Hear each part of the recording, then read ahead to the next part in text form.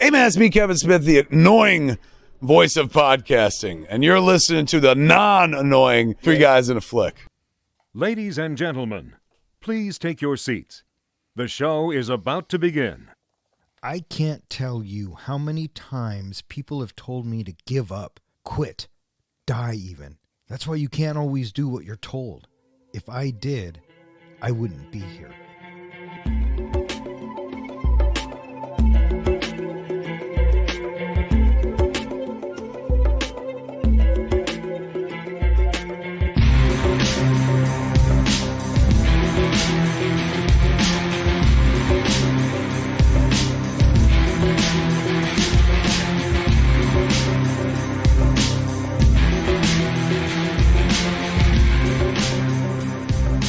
Welcome back. You are listening to Three Guys in a Flick. This is where we review the good, the bad, and the absurd. Tonight's episode, Devotion. Beware spoilers. Coming to you from the flight deck of the USS Leyte. Wait a minute. Wasn't the Leyte decommissioned in 1959 and scrapped in 1970? Well, where the fuck are we then? Well, look on the bright side. At least we're not in the desert again. Oh, fuck. Well, wherever we are, my name is Don, and to my right we have the comic book guy, John. How you doing tonight? Not too bad. Yourself? I'm good. All right. And to my left we have the professor, Ken. Hello, fellow aviators. All right. Tonight we are talking about Devotion. This movie comes to us from one of our listeners, Paul B. Thanks so much for your submission. We really appreciate it, and we're looking forward to talking about it. Had you guys seen this before? Never in my entire life. No, I'd heard of it coming out in the theaters just recently, but I didn't realize it was even streaming yet. Yeah, I saw it on Paramount, and I said, yeah, let's do it, because when I was looking for it, it was still in the theaters. Mm-hmm. And not that we couldn't have gone to see it in the theaters. We just, life happens. We didn't go, so and it is we're what cheap. it is. Well, there's that, too. Released on November 23rd, 2022, Devotion was directed by J.D. Dillard. Screenplay by Jake Crane and Jonathan A. Stewart. It was based on Devotion, an epic story of heroism, friendship, and sacrifice by Adam Makos. And it stars Jonathan Majors, Glen Powell, Christina Jackson, Darren Kogzoff, Joe Jonas, Spencer Neville, Nick Hargrove, Thomas Sadowski, and a bunch of other actors. How'd this movie do so far, Don? Well, this movie had a budget of $90 million, and it brought in $21 million. Oopsies. Yeah, well, didn't do very well. It wasn't in the theaters very long before they released it to streaming. If it only came out in November. Yeah, it didn't have a strong performance. Mm-hmm. So lack of interest maybe in seeing it. And word of mouth. Maybe. I certainly don't remember hearing anything about it, by word of mouth or even seeing a preview outside of the theater. I remember seeing a couple of trailers, and I remember thinking at the time, oh, Glen Powell, he was also just in Maverick, so, that's convenient. But the guy they got to play Jesse Brown, Jonathan Majors, I like him as an actor, and so I thought, oh, this might be pretty good, right? Yeah, well, we're going to see him again soon in a movie. Low-key. Are we? What? John, what movie are we going to see him in soon? He's going to be returning as Kang from Loki. He will be appearing in the Ant-Man And who movie. is Kang? Kang is... I don't fucking care at this moment. All right, so... Off the top of your head, and I can't think of any, can you think of any movies out there that have focused on the Korean War? What was MASH? MASH was, TV series. MASH was a movie first, yeah, though. I would say as a movie, I think that was Korean War. But it was based on the Korean War, but it was actually talking about the Vietnam War. But yes, MASH was based on the Korean War. Right, so there's one. I can't think of any others. Yeah, neither can I, really. So going into watching this movie, I thought it was just going to be a typical war movie, which I'm not typically a fan of. Was it what you expected, Don? No, it wasn't what I expected. It was more subtle, I guess, in a way. But I'm not sure what I really expected. I expected a war movie, a period piece, a story about race, and, obviously he becomes the fighter pilot because that's where we see him. But yeah, it was different than what I expected, for sure. Yeah, I know for me, like I said, I expected a war movie with, kind of a movie about dealing with racism with the backdrop of war. I didn't expect it to be, a movie basically called Devotion, about devotion to family, devotion to friendship, devotion to your fellow soldier. I didn't expect all of that. What about you, Ken? In general, I thought it was going to be about relationships and how people maneuver through their difficult experiences in the backdrop of a conflict. I didn't think that it was going to be as sentimental as it was, and that was a bit of a surprise for me. But I knew full well that I'm going to be seeing the story of an aviator that is challenged by his upbringing, dealing with all of the racism issues of being in the Navy as a pilot. Right. This cast, we know Jonathan Majors and we know Glen Powell. Didn't have a lot of actors that I knew. Joe Jonas. Well, of course, Joe Jonas, but I didn't think you guys would know who Joe Jonas was. I have a daughter. Fair point. And John's got posters of the Jonas Brothers. So I've there got you a go. music collection. Yeah, there you go. What'd you guys think of the cast? They were good. Besides the main three characters, Jesse, Tom, and Daisy, I thought they were the strongest. For me, maybe Dick. He was Savoli, Yeah, Dick. He was very memorable. The rest of them weren't very memorable to the me. commander. Do you know where else Thomas Sadowski was in? What? Evening, Jimmy. Evening, John. Noise complaint? Yeah, a noise complaint. Was he a cop? Or is he just in the movie? He was Jimmy. He was Jimmy. He was the police officer who showed up. Oh. Had either of you heard of Jesse Brown before this movie? No. So I'm glad that they gave us an introduction to him, and I was happy to do a little extra research on him because I wanted to know a little bit more about him. So I prepared some trivia questions for both of you. True or false? Jesse Brown was the first African-American naval officer killed in the Korean War. True. Don? True. That is true. At what age did Jesse Brown develop his interest in flying? 14. 14. You're just going to go with his guesses every time? Maybe. It was actually at the age of 6 when his Oh, father... motherfucker. I was going to say 4 because I heard that somewhere. That's what I thought you were going to say. But his father took him to an air show, and he gained a intense interest in flying from that experience. Jesse Brown attended Ohio State University. What was his major? Engineering. I don't remember. I don't remember. The award goes to Don. Architectural engineering. Bam, bitches. And then the last one I have is Brown enlisted in the U.S. Naval Reserve on July 8th, 1946. He was admitted to the aviation program, becoming a seaman apprentice in the U.S. Navy and a member of the school's Naval Reserve Officer Training Corps. Out of 5,600 NROTC students in 1947, how many of them were black? 1. No, there were 14 of them. Oh. But out of 5,600, that's still crazy. Only 14. Well, that's pretty darn close. Out of over 5,000, and we were 13 off. Yeah. Yeah. So the story is this pivotal moment that happens during a conflict that is happening in November of 1950. It is known as the Chosin Reservoir conflict, and it's happening at a lake. It takes place over about 17 days, and it is frigidly cold weather. It got down to negative 36 degrees. And you have U.S. and UN forces. There's about 30,000 of them, and they are surrounded by 120,000 Chinese soldiers.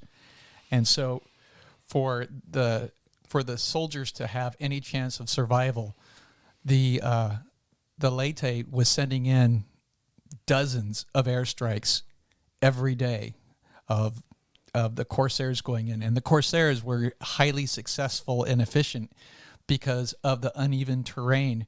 They were very, very maneuverable so that they could get down low and into these little valleys where they were fighting to deliver their arsenal of bombs or rockets or machine guns. And unfortunately, more people ended up dying not because of the enemy, but because of the elements and how cold and frigid it was. Yeah. Here's a question for you both. This movie gets compared to Top Gun Maverick, mainly because I think they both have flying and planes in them. What did you think? Do you think that the piloting, the planes, the effects of the planes, all that, the dogfights, do you think that was comparable to two movies? I think on the surface, because Glen Powell's in both, that's going to naturally draw attention. And both aviation films, sure. Even when it started, you had the long shot of the runway and Glen Powell driving. So instead of a motorcycle and Tom Cruise, you had a car and Glen Powell. But that's where it stops for me. Two completely different films, two completely different stories. I would say for me, the flying in Top Gun is a little bit better because we get more of it. But that scene where they're flying in, the Corsairs, they're all flying in, and you can see the little, I don't know if it was bullets or ammunition or something going off all around them. That was such a tense scene to me. I think it had more of an impact than anything in Maverick for me. Sure. For me, I thought that they are very different films because Maverick is an action-adventure movie, whereas Devotion is a drama movie. And Maverick is a Hollywood movie, and Devotion is based on, real-life events.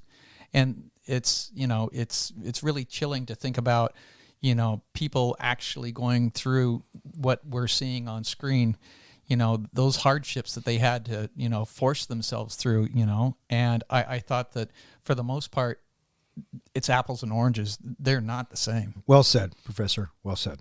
In early 1950, Lieutenant Tom Hudner transfers to Fighter Squadron 32 at Quonset Point Naval Air Station, where he meets Ensign Jesse Brown, the only African-American member of the unit. Hudner integrates well into the squadron, which is assigned F4U-4 Corsairs, powerful planes with a reputation for fatal accidents if not handled properly.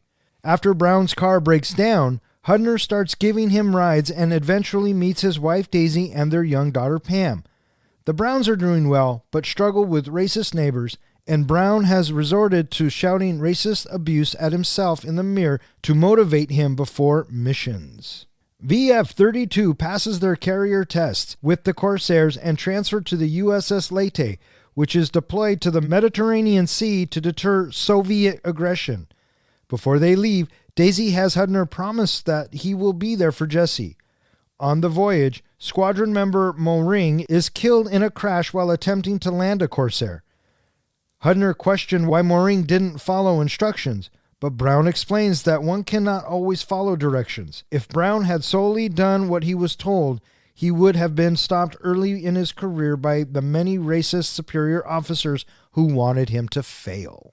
So we get the opening with, what do you call that? It's not a title card, but we get the text up on the screen. What do they call that? That's a title card.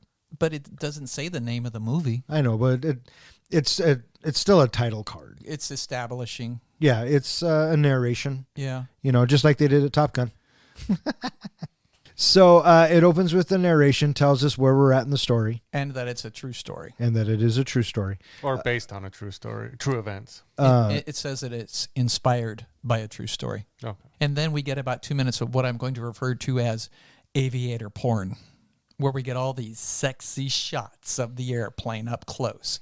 Look at the prop. Look at the wing. Look at the flight path. Yeah. Feel like the table just lifted up about an inch. It might have. This is something that I think makes the movie set itself apart from Maverick, Top Gun, because it is about a devotion or love of aviation and flying. So we meet Glen Powell. He's driving to base, and he goes into the locker room. And this is where I thought we were going to get like our first really racially charged scene. A bunch of white dudes with Jesse, putting him down, blah, blah, blah. But that doesn't happen. Jesse walks out. He's very stiff. Hudner introduces himself, but then Jesse just kind of walks away, right? No, he Jesse stands there for a moment with Tom having his hand outstretched, and then he doesn't take his hand, but he zips up his flight suit, and then he shakes his hand. But for a moment, you're thinking he's not going to shake his hand. Is this where Jesse asks Tom if he's ever been in the Big Show? Yes. And he says no, and then Jesse says you'll fit right in. Yes. Yeah. And then right after this, we get the rest of the gang come into the locker room, and then we get to meet the rest of the flight crew. Right. I was honestly pleasantly surprised that I thought we were going to get a lot more racism in this movie. I thought he was going to be spending half the movie fighting for acceptance of his own team. Immediately you get the sense that his whole team has accepted him, and not only that, have his back. Well, and then what I guess I didn't expect going into this is when we first meet Jesse, he's already the pilot. You know what I mean? He's already in the program. He's been doing it for a while.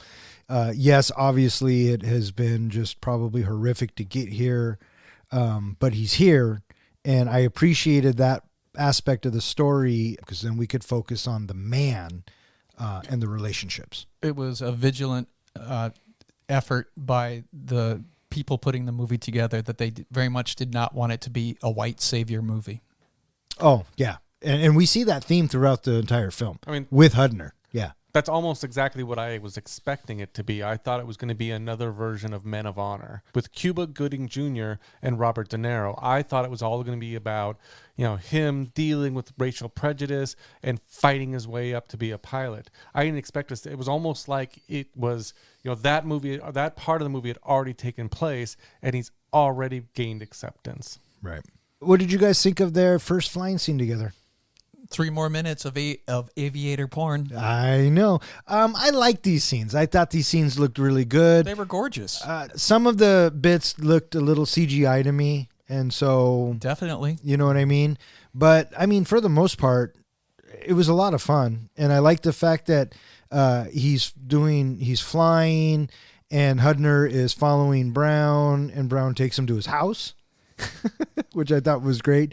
And then the whole weaving in and out between the sailboats, I thought was a nice touch. And it just, those flying scenes were beautiful. I was kind of thinking earlier on that maybe we're getting a sense here that even though Brown, has fought for everything that he has, is still a bit of a recluse. He's still a bit of maybe like a Tom Cruise type character in this movie. I don't know. I didn't get that so much. You didn't get that he was kind of maybe a maverick in that he was obviously not following orders. I don't think you're supposed to fly over civilian areas. Well, who knows in the 1950s? Well, Yeah. But after he gets back, one of the other guys asks him, "So did you see the lighthouse?" So everybody knows that's the way he flies. Mm-hmm. Yeah. And when they go to the briefing, he goes, "You're going to go up with Brown," and everyone looks at him and goes, "Oh, there you go." What do you think of his explanation for doing that with Tom? Which was what? To get to know a person, you got to get to know if they can handle the flight, like see how they fly. Pilots do that to each other all the time. Yeah. But it's almost based off of, whether or not he was going to be friends or accept him was dependent on how far he could trust him as a wingman. Yeah, but I don't think that happens on the first flight. No. That gets built over time and trust. You know what I mean? Yeah, when the CO talks about that at the end of the movie. Right.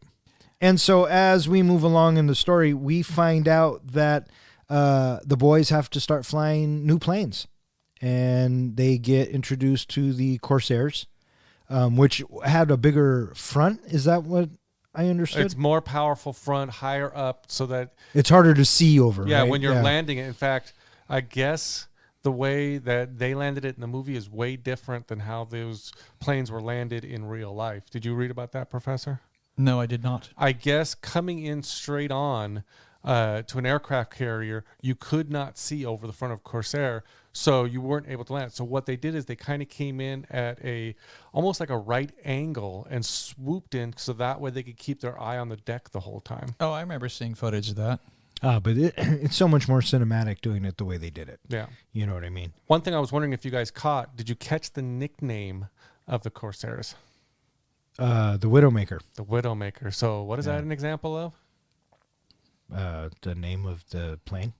It might be a little bit of foreshadowing. Yeah, maybe. There's another one in there too. Well, what was that? Do share. I will. in a minute. Okay. So, What is a Corsair? What is a Corsair? it's an airplane. Well, what is it named off of? What's a Corsair? An airplane. Before airplanes. A horse. Go back like 100 years. Thomas Edison and Louis Wright. No. Pasteur. It's a pirate. Why the fuck do I want to know that? I don't know, but it's prominently displayed throughout the movie. Corsairs. Oh, well, F4U Corsairs. there you go. Well, F you too. Well, we didn't even talk about the Bobcats. Fucking love the Bobcats. I like the way Jesse explains that you have to know the plane, you have to feel it. It's not something that you always read in a book, or as he likes to give Tom a hard time, or at the academy. But he had such a natural instinct for flying that plane. You know what I mean? So when they switch him over to the other planes, you can see the panic in his face. You know what I mean? I like the plane style and everything that they used here. Interestingly enough, the flight, the exterior flight photography that we got was done by Kevin LaRosa. And Kevin LaRosa, he has a jet that has several cameras mounted around it, and he was the main aerial photographer in Top Gun Maverick. Comparison number 3. Actually, Did you write that down? number 4. Oh, are we on 4 now? Yeah. So in the meantime, we also get to meet Jesse's wife and daughter and kind of see his home life. Has a house, you know, they're decorating or repainting when we meet them, and everything seems to be, you know. Get that bitchy old lady on the front porch smoking her cigarette. He waves hi, and she just leaves him hanging. Yeah. Well, as soon as that happens, you know, right? I Yeah. mean, come on. And then the cops show up because the bitchy old neighbor called him for a noise complaint, and you know, we know right away that the neighbor's racist, and we just kind of get a feel of what it's like to be in Jesse's world at that moment.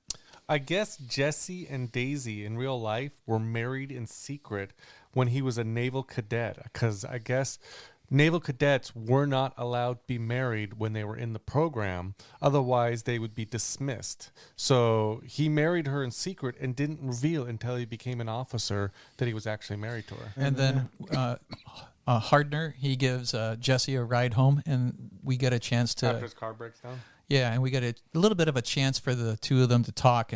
And I thought that, you know, having these moments in the movie were important because it's trying to show that, you know, that there's some sort of a building relationship between them. But ultimately, in the end, I didn't get... Oh, they're good friends. I will say that this is where my first, I think, complaint comes in about this movie. Maybe even one of my only complaints. I thought the actress playing the baby did a horrible job. Was not believable. I can't tell if he's serious or not. Did you not notice that, like, the baby was not cooperating, was looking off in the distance, no emotion? No. No, okay. Did you? No, I thought she was just a little girl. You have to go back and rewatch. I think the baby just didn't perform well. See, I can't tell if he's trying to make a joke, which, you know, No, baby? I made that actual comment to Julie during the movie that I didn't think the baby was performing well. Wow, if that's what you were looking at, well, I don't even know. I don't even know how to address that. I don't know. I don't know. So after, right before John leaves, I like the comment. Beautiful house, by the way. Nice to see it from the ground.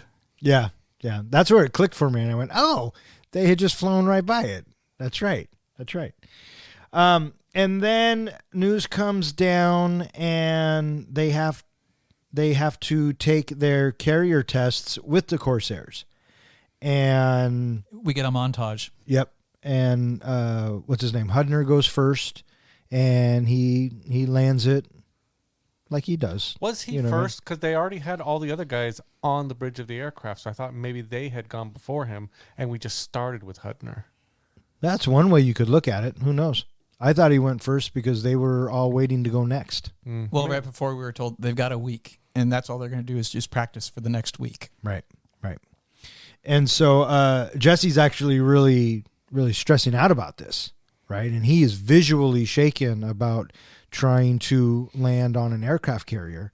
with this particular plane because, as we mentioned before, you can't see over it, right?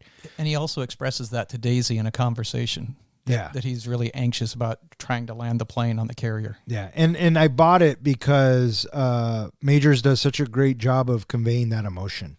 You know, just when I think that it's going to go one way, his emotion will go a different way, and it will be unexpected, but not in a bad way. I thought he did a great job, you know, conveying that he was scared, conveying that he was angry and impatient and all of those emotions. Yep, my two favorite actors in this movie was definitely Jonathan Majors and Christina Jackson. I thought they were the most believable. They did their parts the best. Their emotions really came out, especially Majors with, you know, everything that he was going through.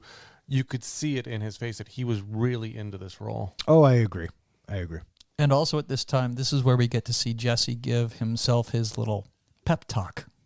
Yeah.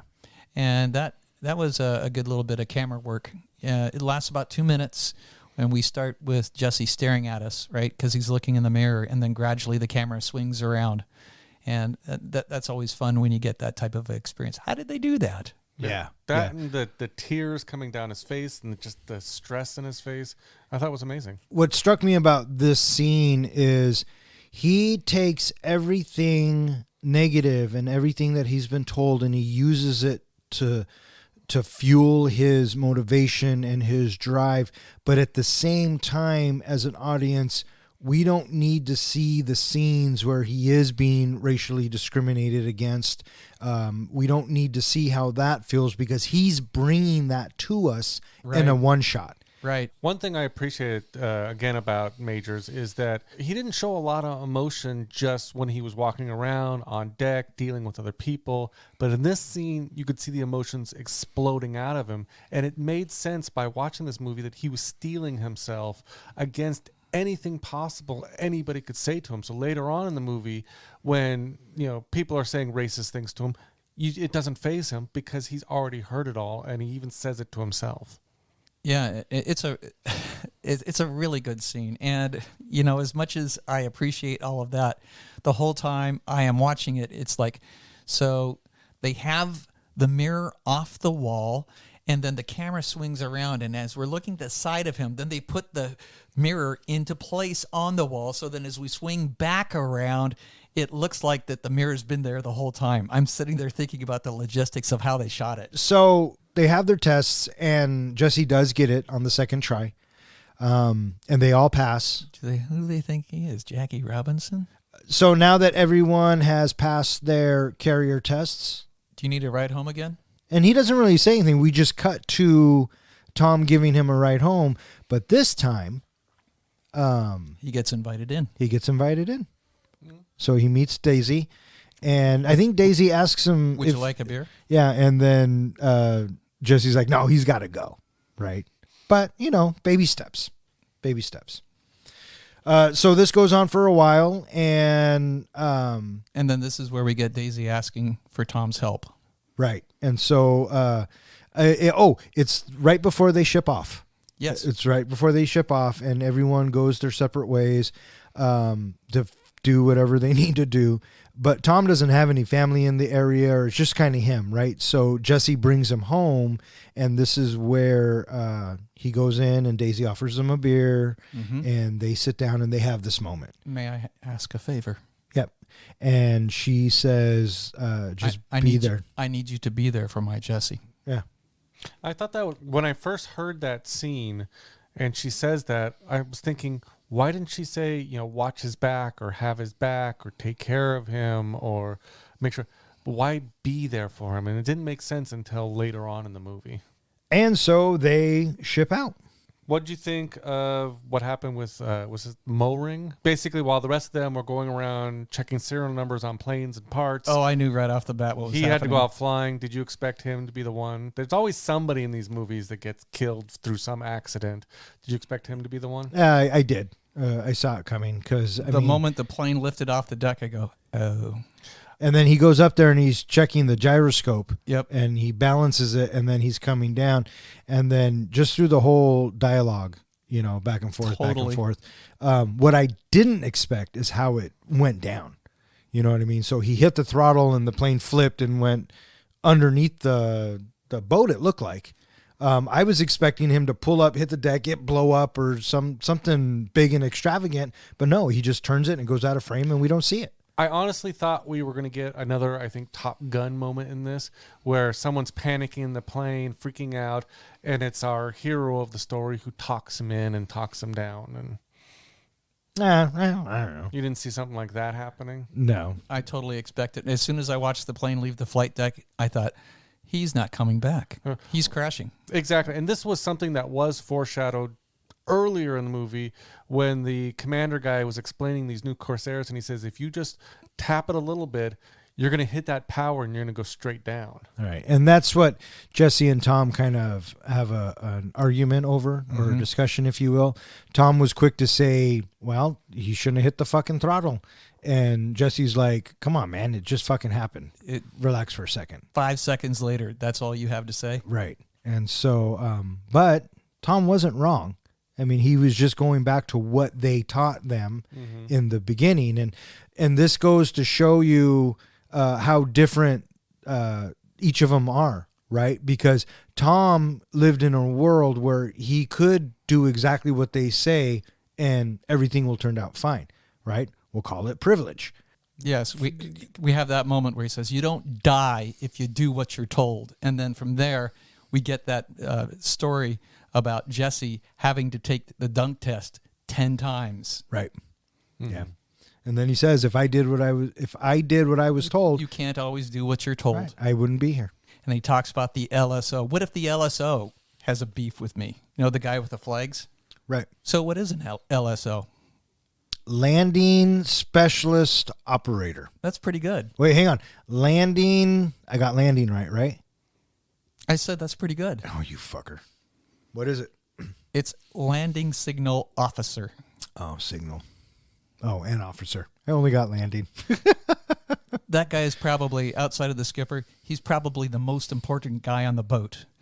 This guy knows even more than the pilots do when they come in for their landing. Sure. I kept thinking when I saw him, and I even said it out loud, was, can you imagine the pressure on that guy, what he has to know, lining up those planes to land exactly, Damn straight.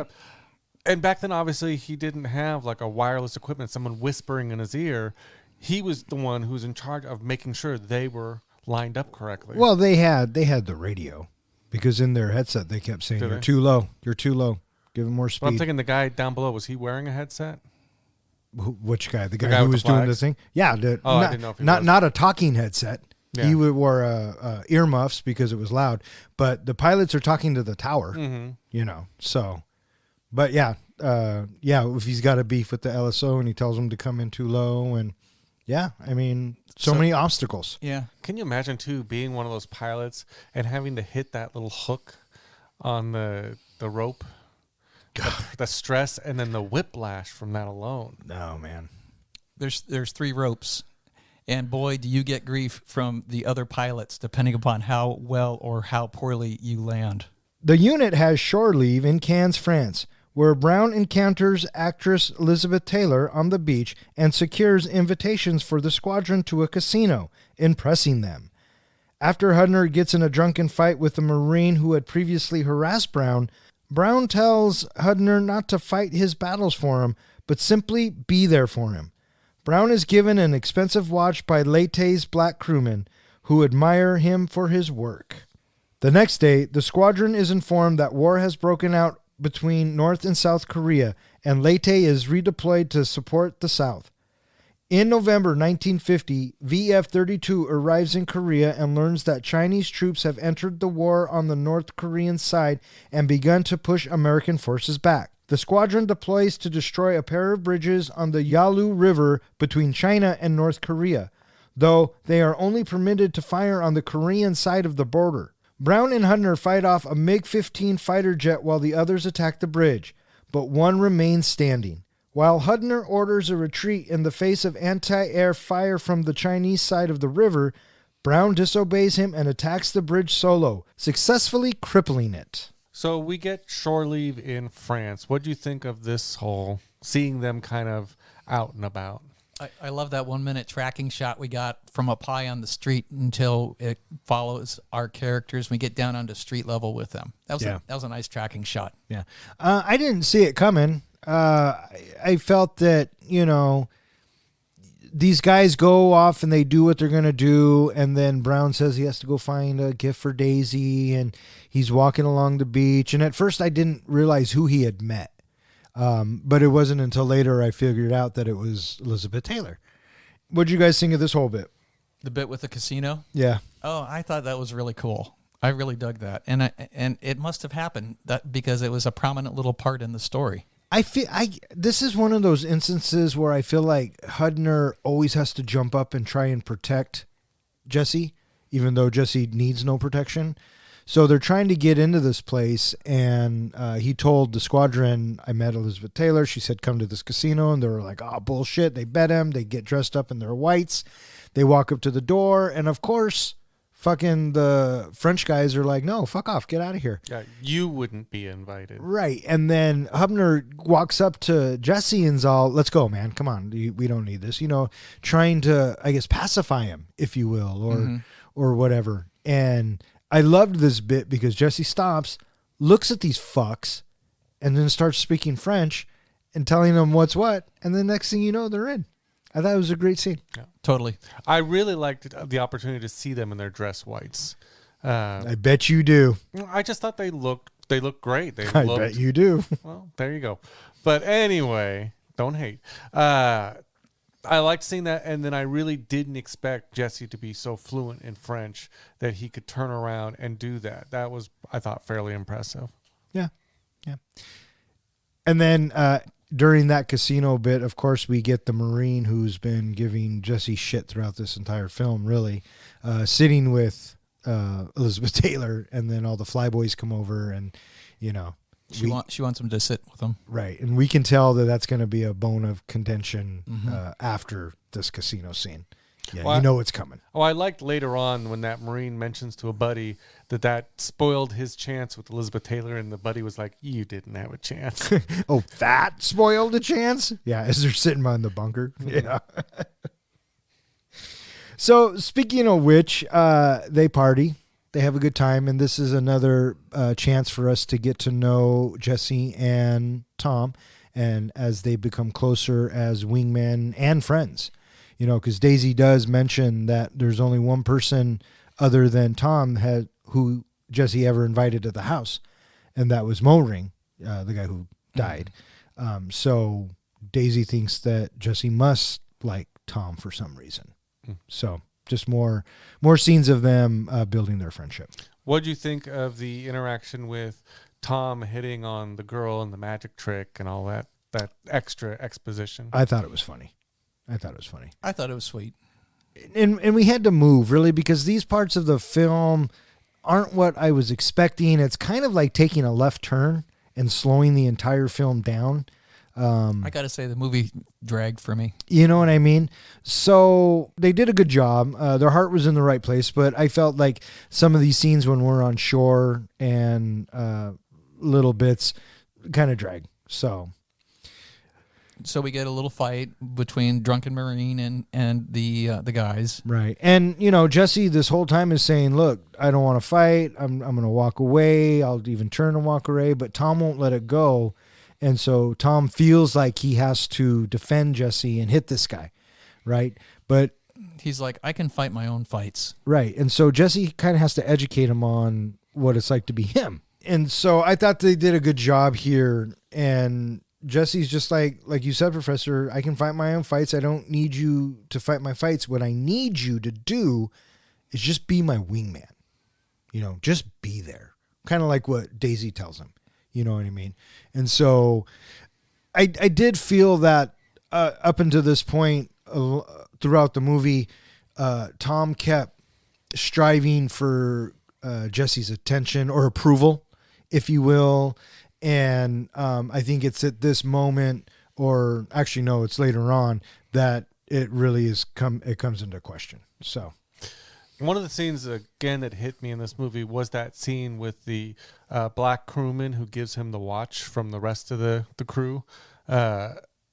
I thought that was really a powerful statement. What made it even more powerful to me was to read up a little bit on Jesse's past. And I guess when he first got into the Naval Academy and was coming up, other black crewmen who weren't part of the program were really negative towards him because of jealousy. They're not sure, anger, thinking that he wasn't, fulfilling whatever role he was supposed to do. So they treated him very poorly. And I felt like this scene showing how the other people were like, he was their hero, really made a difference. Sure. It reinvigorated Jesse for sure.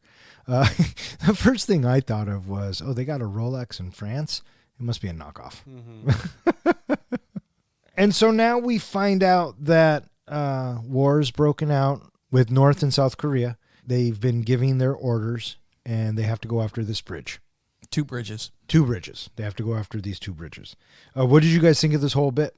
Like I said, wasn't this the scene where they're flying in and all the anti-air ammunition's exploding around them? Mm-hmm. That's what I said, I felt was one of the most tense scenes in that, because I can't imagine the bravery it takes to be flying in and having all of those things explode around you. Any one of those could have taken out any one of those planes at any time. Yeah, and, the Captain Dickey dude says, I'll be leading you, and then they take off, and then his landing gear, his plane gets all fucked up, so he's got to peel off and go back to the aircraft carrier, and so Hudner's in charge. At first, I thought this guy faked it and chickened out. I didn't realize he actually had a problem with landing. I kind of had the same thought, he chickened out, yeah. I thought he flipped a switch and made his landing gear come down so he could fly back to the ship. Yeah. No. Okay, for a brief moment, I thought that. But so in the meantime, while this is happening, we have a MiG-15 show up. And so Hudner and Brown, they take off to dispatch the MiG. And the MiG, this is brand new technology that is a jet compared to these, propeller planes. Yeah, propeller planes. And so it's a formidable opponent. Right. But the Corsair, being as agile and nimble as it is able to stave off just enough for Hudner to take out the MiG. I thought that was a pretty cool scene. Yeah, the MiG's chasing Brown, and Hudner comes up. Let's take him to the lighthouse. Yeah, good callback. And so while this is happening and they're dispatching of this MiG, the rest of the squadron makes the approach on the bridge, and they get one of them, but they can't get the other one, and then the anti-aircraft fire comes from the Chinese side, and Hudner says, "Let's go. We're done. We're out of here." Should Jesse have followed orders? Yes. Yeah, he's an officer. Officers follow orders. Mm-hmm. What do you think? That's what I thought too. I was surprised that he got away with as much as he did. Even though he got the bridge, disobeying orders from his commander there. Yeah, but did he really get away with anything? He got something put in his record, and as he put it, even though it's just a little black mark to you in my record, they're going to use this to make sure I never get promoted. I really enjoyed the camera work that we got of Brown heading back down to the bridge. We got some really, really intense action shots of the plane coming in, flying low on the water, all of the splashing of the hits happening all around his plane. And there's one shot that's taken from the back of a cargo truck that has a .50 caliber machine gun mounted to it, and we look through the sights and we see the bullets flying at the plane. That was a really cool shot. And then you get one other shot that happens right inside the canopy, right before he gets to the bridge, and you can see all the crap going on around him. And there is a lot that you cannot see over that dash. There's a serious chunk there that definitely impairs their line of sight. And so for him to be able to hit the bridge with his rockets, it's like, holy moly, man, good job. Yeah. And, as soon as Hudner says we're leaving and Jesse pulls away, Hudner's like, come back, that's an order. And now I'm thinking, oh, fuck, dude, what are you doing? Right? Because that's an order, right? And this is based on a true story, this, that. But he pulled it off. He destroyed the bridge. They don't have to go back. So. Well, the confidence that he obviously has in his own skills and in the plane, to be chancing the fact that he could have been shot down, killed right there and then, leaving his wife a widow, his daughter without a father. Just was crazy to think that he would be willing to risk that. He risks it every time he goes up in the plane. Yeah, but even to disobey orders and do this is Right. what I'm thinking. Yeah, but he's already up in the air, so what does it matter? He doesn't disobey orders every time he goes up in the air. Yeah, but he has just as much of a chance of dying every time he goes up. One of the things that they don't say, I think, or at least I didn't catch at this point in the movie, is there were 20 missions, at least 20 missions similar to this that they went on. You know, for us, I think they only showed us a couple, maybe 2 or 3 of the missions, 2 of them that they went on. There were over 20 missions, successful missions that they flew. Yeah. So this mission that they did when Hudner first has everybody there, and then he tells them, all right, let's go, and then he dips his plane over until the time that Brown and Hudner, they're flying back. How much time do you think elapsed? 3 minutes and 26 seconds. Oh, that's a pretty good guess. Thanks, buddy. I was going to say 4 minutes. 7 minutes. Well, that wasn't a good guess. That sucked. 7 minutes of intensity. It was, though. That whole sequence was intense. You know, there were, like you were saying, John, when the fire's coming up at him. Yeah, definitely intense. There was a lot of times I was clinching. You know what I mean? Yeah. So when a movie can do that, kudos. And to think that people did that for real. Yeah. Holy shit. Brown stains every time in my trousers. Well, people still do that. You know, just the equipment's got a little bit better. Hudner's after-action report praises Brown, but also mentions that he was acting against orders, which Brown tells Hudner will be used as an excuse to deny him any promotions for the rest of his career, despite Hudner's attempt to revise the report. On another mission to support besieged Marines at Chosin Reservoir, including the Marine who earlier harassed Brown, Brown's Corsair is crippled, and he is forced to crash land in a clearing in the mountains of North Korea. Hudner sees that Brown is still alive, but trapped in his cockpit, and deliberately crashes his own plane in the clearing in order to aid Brown. Though he puts out an engine fire, Hudner is unable to extract the wounded Brown from the wreckage, and Brown dies shortly after a Marine helicopter arrives to assist him.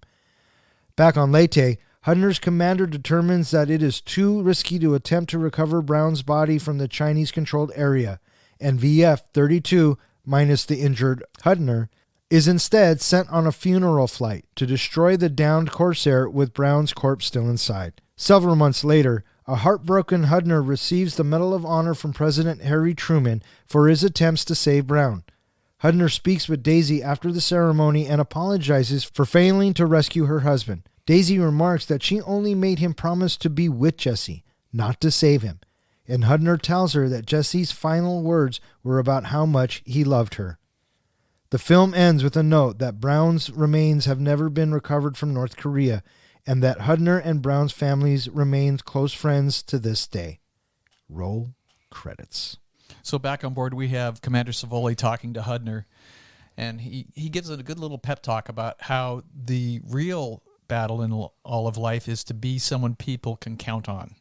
And so this is, I feel like, hearkening to the devotion of why this movie is called Devotion. Sure. Partially for Daisy, but partially also the devotion that we eventually get out of Hudner over Brown crashing in North Korea. I thought for sure this bit was going to be Hudner, about Jesse disobeying orders. I thought this was going to be a big thing that addressed that. But it wasn't. It was Dickie just telling Hudner, what was the job? Bring him home. And you brought him home. So what's the most important thing? Yeah. Bring him home. So the next shot we get these freezing soldiers on the ground. And the Marines, they are just freezing their night away. And then all of a sudden there's a flare that goes off in the distance. And then a few moments later, all hell breaks loose. Yep. Which gives it a war movie feel. So Hudner writes in his official report that Jesse disobeyed orders. Kind of a dick move. Kind of. Yeah, but I think they have to. I mean, the other soldiers, if they were questioned, the other wingmen might have said the exact same thing, so he had to put it in his report. Well, I don't know. I guess we'll never know. Officers, they are hammered hard that when they write their reports, they have to include everything. They're super anal retentive about that. Yeah, and I think when Hudner wrote it, he wasn't thinking about what really would happen to Jesse, Right, and how right. people would use that against him for his career, because so he runs off and he tries to get the report amended, and he goes to the fellas, and they, say that he was brave and they vouch for him, I guess, or whatever. But Jesse's but that doesn't do anything. You know what I mean? That's not going to help me. It's not the same for you the way it is for me. Right. And then he lets him in on his little pep talk routine that he gives himself on all the negative things, because everybody always is going to work against him. That's just the way his life has been. Right. And so now, after this attack is started, they need support. And the boys are in the air again. And, I like this scene because it looks like the Chinese have completely overran the U.S. and it's, the bottom of the ninth and everything's falling apart. And then the planes come. Well, specifically, they can see Jesse flying by. Yeah, cool. I don't know how real that is, but whatever. I'll buy it. It was a cinematic moment. It was. We also get a little moment where Daisy is reading a letter from Jesse, and then they get her birthday gift from Jesse. Right. Yeah. And so, the racist guys see that it's Jesse saving the day. And, just when you think that they're going to get away and fly away, Brown's plane gets hit. Did you see any of this coming? Not one single moment. However, I did briefly think, oh, fuck, they did the same thing in Top Gun Maverick. Comparison number 5. So the flying scenes in Devotion, they had 2 filming locations. One was you had around Wenatchee and Pasco, Washington, and then they also were in Savannah and Statesboro in Georgia. And those hills in North Korea, hey, that's actually Washington. Yeah, crazy. They did the same thing in what other movie? Red Dawn? Comparison number 6. Top Gun. Oh, that's Maverick. right. Yeah. Yeah. Mm-hmm. And so I got to say, looking at the ground, it was crazy looking at all those soldiers running on the ground. How the fuck do you know who you're supposed to be hitting when you see everybody running every which way? If they're running the wrong way, you shoot them. I figure you shoot at the ones that are at the head of the pack because they're going that way. Everyone at the back of the pack is the Americans advancing.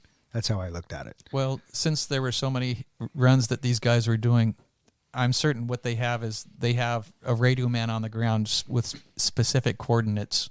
Yeah. And so Jesse's plane is hit. He's going down. They start going through this checklist. And, Tom's right there at his wing the entire time. Mm-hmm. You know what I mean? But, yeah, I didn't see this bit coming at all. So once the plane went down, did you think at this point he was going to live or die? I thought for sure he was going to live. I thought for sure because we met the helicopter pilot earlier on, right, who knew Jesse, who went to flight school with him. So I figured, he's going to come back and rescue him. And, we're going to get that ending shot where it's Hubner and Jesse as 70, 80-year-olds picture. You know what I mean? Mm-hmm. No, we didn't get that at all. I honestly thought maybe it was going to be the other way around. I kind of partly thought it was going to be another Top Gun Maverick scene in that, they comes down and then they run off and who knows, they find another plane or they find their way out or the helicopter comes and gets them. But I thought something might be happening to Tom and that maybe at the end of the movie it was going to be Jesse maybe changing his outlook on things because of Tom sacrificing his life. Nope, didn't work out that way either. No. And the way it wasn't like, a bloody death. It wasn't the crash that killed him. It was really, from what I've read, that possibly the injuries to his legs, because at one point when he was on the ground and Tom was trying to figure out how to get him out, there was talk with the helicopter pilot too. There was talk of amputating one of his legs because his leg was trapped, but they realized they just couldn't do it in that situation. So, the fact that he really died mainly of the elements is what killed him. Yeah, that sucked. They weren't sure if he was just, when they finally left, they weren't sure if he was actually dead or if he had just passed out from, loss of blood. But they actually worked on him in real life. They worked on the plane trying to get him out for 45 minutes. Yeah. And that little helicopter, I found out that little helicopter, it's the only one in the world. It's the only flying helicopter of that model still left in the world. What did they call it? potato peeler. Something like that. Something like that, yeah. And I looked at it and I go, oh, yeah, that's kind of a good name for it. So Jesse Brown dies. I thought that, when Jesse's on the ground, when his plane's on the ground and Tom's above him, and then he deliberately lands and goes over to... He crashes his own plane. He crashes his own plane. There's a shot from where he gets out of the plane to to where he gets... I know what you're talking about. And I'm thinking, they're not Dunkirking it. They're 1917 it, a one-shot tracking shot. Yeah. It was a really nice shot. Yeah. It was, we're up in the air, and we're looking at Hudner, and he's circling, and I know it. Sure enough, I'm going to go get him. Mm-hmm. Yep. I'm going to go get Jesse. Here's a crazy thought that I had during this movie, and you can tell me if I'm wrong, which I'm sure you would. You're wrong. But between this and a modern day kind of war scene or real life, to have another pilot purposely down his own plane, these jets today are worth what, $2-3 million each? 20, 30. Something like that. I feel like they wouldn't have treated Tom like a hero for downing his own plane if it had been one of these modern day jets for how much the military just lost in money. They seems like today they value the planes more than the pilots. I'm sure they do. Yeah, I think they do too. So back then, I was surprised that everyone was okay, but then I thought, well, this is a Corsair versus a modern day jet. Sure. Yeah. Well, we'll get to that a little bit later. But the shot that you were talking about, Don, we get the side shot of the Corsair, and then he starts going through his crash landing procedures. We see the missiles leave the plane. We see the fuel tanks get dumped. And then we slowly zoom right to the cockpit. And then we go to the front of the plane, and we can see Brown's plane smoldering off in the distance. And then it comes back, and we're looking at John again, and then the plane, and then we back away from the plane, and then here come the trees, and then just bam, right into the snowbank. And then we see John get out of... Tom. We see Tom get out of the plane, and then we swing over to see Jesse's plane in the distance. He pulls his gun, and he starts making his way towards him. It was a 2-minute shot. Yeah, it's a great shot. I like it. It takes some balls, I think, to crash your own plane, to try to save Jesse. So you got to give that person a lot of credit in that he could have died in that sequence. Well, he didn't care at that moment. He just wanted to be there for his wingman. Yeah. And that's ultimately what happened. You just ruined a perfectly good Corsair, Lieutenant. That's going to go on a report. Yeah. Yeah. So the helicopter or what did I say? Charlie Ward shows up and picks up Hudner. And they have to leave Jesse there, which is absolutely fucking heartbreaking. We also had a brief moment where right before the helicopter gets there, we see a soldier walking in the woods with a rifle and a long scope on it. It's like a sniper. But that's the only time it's ever revealed to us. I guess it's just to add tension that there are soldiers about. Yeah, and I thought that too when I saw him. I'm thinking, oh, this is where Tom's going to get shot, saving him. Because at this point, had they told us that he's stuck in the... They might have. And so, they don't really do anything with that, probably just telling us that they're in the area, because Charlie says that as well, well, even they hear it on the radio or whatever when they're on the aircraft carrier, no one's going in, we can't, but then they find out that it's Jesse who went down, and then that pilot's like, fuck that, I'm going. One thing that I read was during that whole time, when they leave Jesse behind, get in the helicopter, fly away, no Korean soldiers came into that area because they were afraid of all the planes circling around. They felt like, it was easy death to try to go anywhere near that plane. Yeah. So it's determined that they can't go back and get his body. Again, heartbreaking. So they have what's called a funeral flight. And man, that's got to suck to do. We see the planes take off from the deck, and then Hudner's hobbling out because he wanted to go, but he can't because he's hurt. And they have to blow up the plane. They have to get rid of it. They napalmed the plane. Yeah, both planes. Yeah. So they go and they make it home, and they are giving Hudner the Medal of Honor and Jesse.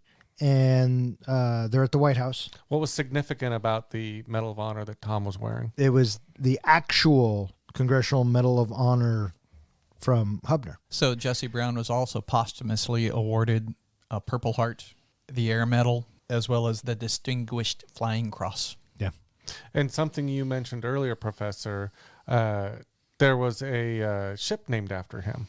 In February of 1973, a frigate, the U.S. Jesse L. Brown, was commissioned, and it was, at that time, it was just the third Navy ship in U.S. history to be named after an African-American person. Huh. And in April 2017, the missile destroyer USS Thomas Hardner was deployed. Oh, wow. Look at that.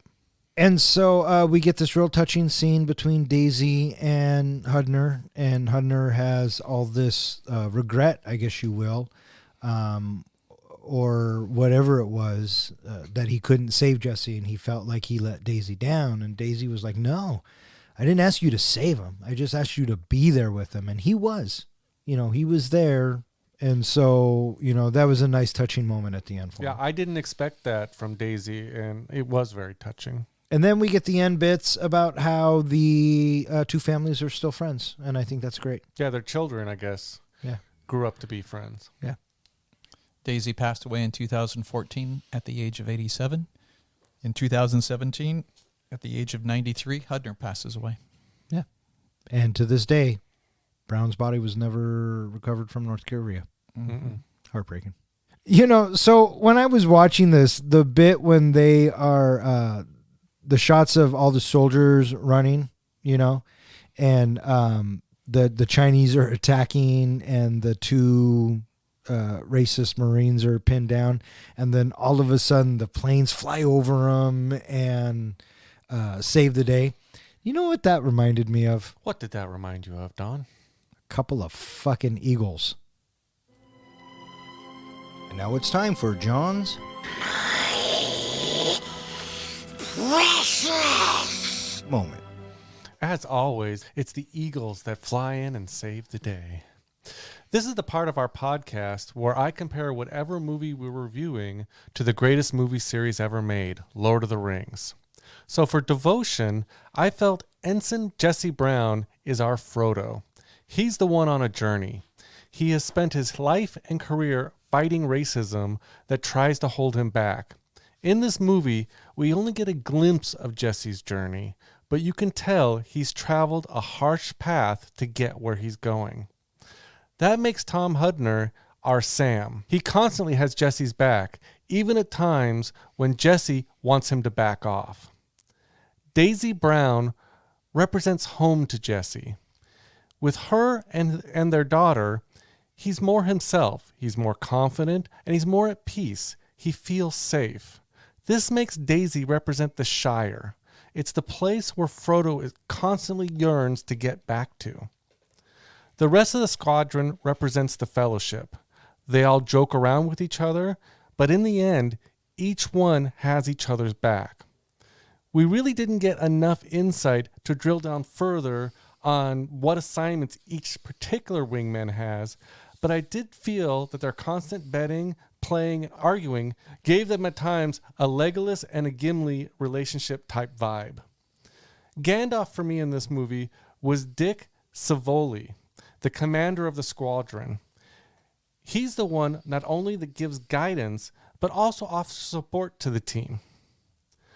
The Marine who belittled Jesse and caused the fight in France would be my pick for Gollum. Unlike the other soldiers, he was more about himself. For example, he wanted Elizabeth Taylor all to himself. Much like Gollum, he only watched out for himself and his own back.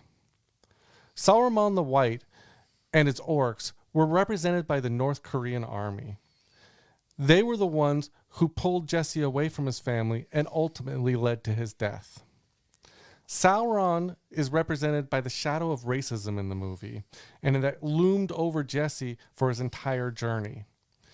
Its eye has always been on him, trying to make him fail, but with every obstacle, every enemy that Sauron puts in his way, he still manages to make forward progress on his journey. So what is the precious, the one ring in Devotion? The ring is represented by anger. Jesse has every right to give in to his anger. He knows that his anger will corrupt him and cost everything he's fought so hard for. He channels his anger into his motivation. He uses others' angers to strengthen his castle walls. You can tell at different points in the movie that Jesse would like to give in to his anger, but as he states over and over, he must continue to rise above it. And while it may seem that Jesse failed on his journey, the example opened the doors for all others who came after him. You could see in the ensign's eyes as he received the watch that he inspired them to greater heights. And there you have it, my comparison between Devotion and Lord of the Rings. Bring on the grades. You want to go first? You want me to go first? Go ahead there, buddy. Fine. Clearly Frodo is Jesse. Clearly Sam is Tom. As you started talking, I was thinking Daisy, she's going to be the Shire. Yep, absolutely. She's the Shire. And I can see Dick Cervoli as being Gandalf. And what you talked about with all the other guys, yeah, okay, that was okay. But I thought that your Sauron comparison for racism, I really dug that. And in general, I'd say that this is probably one of your strongest ones you've done. So I'm going to give you a B+. You know, Professor, I agree. That was one of your stronger ones. I am actually fucking shocked. I am shocked and speechless at the same time. Yet so you still talk. Listen, motherfucker, I will talk all the live long day. And because of those reasons, comic book guy, I'm going to give you a B, buddy. That was a good job. I did like the, was it Sauron and racism? Yeah. Yeah. Yeah. And the little bit with the ring, carrying the ring, how it weighs on you. Yeah, absolutely. So what did you think? I'm afraid to say anything, otherwise your grades might lower. Yeah, that's probably smart there, comic book guy. Probably pretty smart. And that was John's precious moment. All right, what do you guys think? You guys ready to rate this flick? Well, somebody's going to have to rate this flick. John, are you going to rate this flick? I want to rate this flick. Really? Professor, how do we rate our movies? We do our ratings on a scale of 1 to 5 fucks. 5 fucks is a movie that is cinematic gold. If somebody were to say to you, hey, do you want to watch Devotion? Fuck yeah, I do. That's a fucking awesome movie. A 1 fuck movie is a movie where it's one and done, and you're thinking, geez, I really don't fucking care. I don't give a fuck. And what's a 0? A 0 fuck is a movie where somebody owes you 2 hours of my life back. All right, who wants to go first? I can go first if you'd like. All right, buddy, go ahead. I actually struggled on how I was going to do my rating for this movie, mainly because my expectations of what this movie was going to be didn't turn out to what it actually ended up being. I thought this was going to be a straightforward war movie with, very similar to Top Gun Maverick, in that it was just a lot of flying, a lot of shooting, a lot of fighting, narrow escapes, miraculous adventures, things like that. I didn't know that it was going to turn out to be more of a movie about, relationships and devotion to each other and watching each other's backs. So it was hard for me to adjust to kind of set my mind to what this movie actually was. I thought the acting was amazing in this from Jesse and Daisy. I was very impressed by their characters. Tom, his character came out a little flat to me, and I don't know if that's maybe how he was in real life, but I didn't feel like until the very end we saw a lot of emotion and a lot of reaction from that character. Beyond that, the pacing of the movie was a little tough for me. It did seem pretty long in certain parts. There were some certain scenes that maybe didn't feel like they were necessary. It took us over half the movie before we even got to the Korean War and a lot of the fighting. So, again, didn't kind of meet what I thought my expectations were. I did appreciate the plane fight scenes. When they were in the Korean War zone, as artillery flew past them, that I could feel the tension and just trying to imagine the guts and the bravery that it would take from those pilots. I don't think I could have done that. And when Jesse flew his plane towards that bridge, that entire sequence was riveting. So for those reasons, I'm giving Devotion 3.5 fucks. All right, 3.5 fucks from the comic book guy. I'll go next. this movie wasn't what I expected either. It was very well acted. I think that Jonathan Majors did an outstanding job. I think that the filmmakers did a great job of bringing this untold story to the forefront and to the attention of us. Glen Powell was the complete opposite of who he played in Top Gun Maverick. But I agree with you, comic book guy. He did come across as a little bit flat, a little bit cardboard in some ways. The rest of the supporting cast were fine. I wasn't familiar with a lot of them, with the exception of Joe Jonas.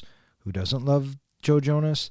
But yeah, everyone else I wasn't really familiar with. But that's not wrong or bad. It's just the way the movie was. It was a bit long for me. It kind of drug in a few areas. What I did appreciate about this film is that they were giving us a story that, yes, it had a backdrop of the Korean War, and it had a backdrop of racism and what it was like to be around in the 50s and what Jesse had to go through. But by the time we meet Jesse, he is already an established pilot, so we got to move further along in his career and take that journey with him. So I appreciated that. This movie came to us as a recommendation from our listener, Paul, who absolutely chastised me for our review of Top Gun Maverick and the original Top Gun, mainly because he's not a big Tom Cruise guy. He said, if you wanted to watch a movie 10 times better than Top Gun, watch Devotion. Well, Paul, I don't know if it was 10 times better. I don't even know if it was better, but we did review it. I'm glad we reviewed it, and I'm giving Devotion 3.5 fucks. I guess that just leaves me. Devotion is a movie that I knew nothing about, and it is always interesting to hear a story that has a riveting story arc to it. And when this movie opens up, as I was commenting, it's got a couple of scenes of aviator porn in it, where clearly this movie is about the love of flight. And they did a fantastic job at showcasing the majesty and the beauty and the splendor of being up in these planes and how beautifully shot it was. It was so tremendous. I also thought that the sentimental value of the movie played really hard. The music was very prominently pushing the heartstrings to have you feel a very strong emotional core to give Jesse Brown a heart. The friendship that builds between Tom and Jesse, I didn't buy it so much. I know that they tried to push it on us and they tried to convey it, but for whatever reason, I just didn't buy it. I didn't see the devotion between the two of them. I think that it ultimately does get conveyed because we see that the inevitable fact that we have Tom ditching his plane for the sake of going down to where Jesse is. And so obviously it's there. But I thought for sure that, he was going to get out. And when he doesn't, it's just like, oh, well, that's just how real life goes. C'est la guerre. And I didn't expect it to end like that, but I understand and appreciate and respect it. It's a good movie, and it is certainly beautifully shot with the intense action sequences of our two fights that we get to follow along. And I think that it is not necessarily a fun movie. It's a good movie, but it's just not necessarily going to be a movie that I'm going to go back and watch on a regular basis. I'm curious to watch it again, of course. Certainly, if the fire chief, the wife, she wants to watch it, yeah, I'll definitely sit and watch it with her. I'm giving this movie 3.5 fucks. All right. So with 3.5 fucks from all three of us, the average is 3.5 fucks, which puts it in the 17th spot, tied with Little Miss Sunshine, Peanut Butter Falcon, Heat, and Big Trouble in Little China. It is slightly better than Tango of Cash, It Chapters 1 and 2, and slightly worse than The Shining, Commando, and ironically, The the first Top Gun. That is going to wrap it up for this episode. If you would like to know which movie we are going to be reviewing next, please check out our website. Speaking of which, hey John, where can they find us? Well, they can find us at our website, 3guysinaflick.com, where I'll post a teaser for our next podcast, as well as all of our current podcasts, movie notes, movie trivia, and anything else I feel like putting up there.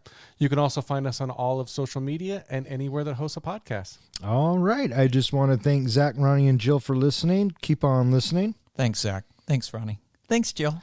And I want to thank everyone who listens and who has suggested a movie. Please be sure to pass this along to a friend. And if you keep listening to them, we'll keep recording them. For 3 Guys in a Flick, I'm Don. I'm John. And I'm Ken. Thanks for listening.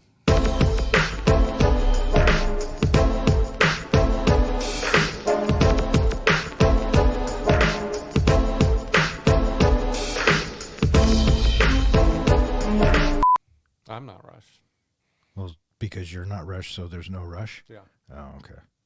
Who died and made you, Danny? I was going to say something, but then you sidetracked me. That's what I'm good at. Yeah. God damn it. I'm sure it would have been funny. It would have been brilliant. Yes, it would have. Where he meets Ensign Jesse Brown. Ensign. That's what I said. At times, gave them kind of a Legolas and Legolas. You know how it weighs on you? Yeah, absolutely. What'd you think? Well, I just thought I liked my part about the And that was eye John's. on him the whole time. Mom. I just wanted to try that. Yeah, no. Did you just fart? No, my watch started talking. Oh my God, that's so funny. I thought it was. Oh, I thought it was Elise. Oh. You too, You said during your review. not c'est la vie, but you said something else. C'est la guerre. C'est la guerre. What does that translate to? C'est la vie. No, it does not. C'est la vie translates to that's life, Yeah. or that's such life. is life. C'est la guerre translates to that's war. Oh. What's the difference? No, I think Riggs and Murtaugh had better chemistry than the Blues Brothers. Not like Tommy Boy. Okay, I forget. He keeps asking questions, but I feel like you already know the answer. Riggs and Murtaugh are the standard Tango of and partners. Cash? Oh, for fuck's sake! The gold standard. Thank you, sir. Thank you. You get it. You get it. Totally. I don't know. Why do we even fucking deal with this circus animal?